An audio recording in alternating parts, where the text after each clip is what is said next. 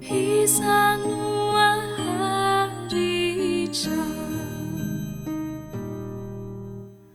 Diva meritumbuno hiantsoko anao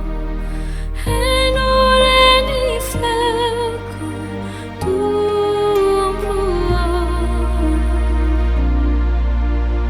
raha mitana ny elokiana tombo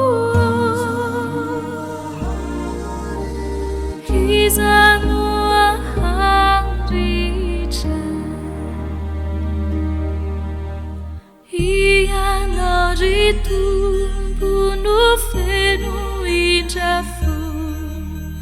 ka manatsanao ny olon-drehetra raha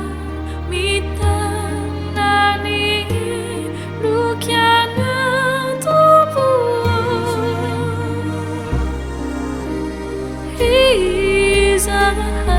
Izanoharitra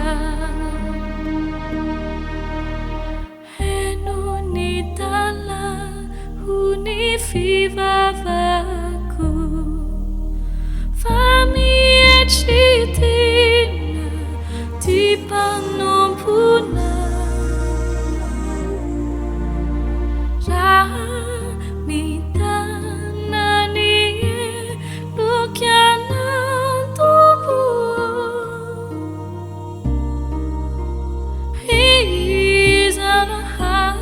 Izanoharitra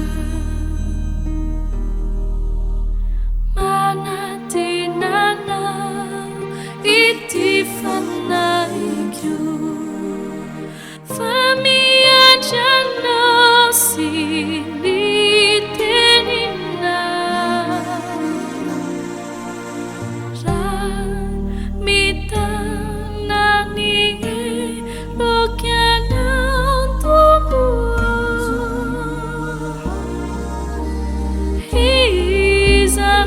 Izanoharitra lehibe tokoa ny faniriko anao fa ianao irery no mpanavotra raha mitana ny elokiana tombo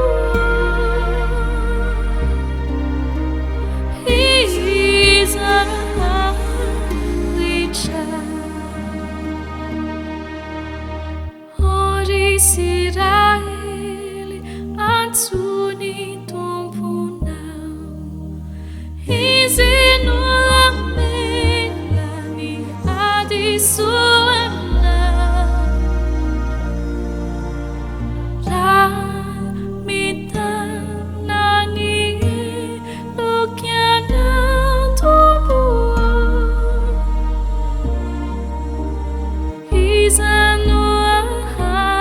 Izanoharitra ny famindrapony dia lalina tokoa izy irery ihany no handray anao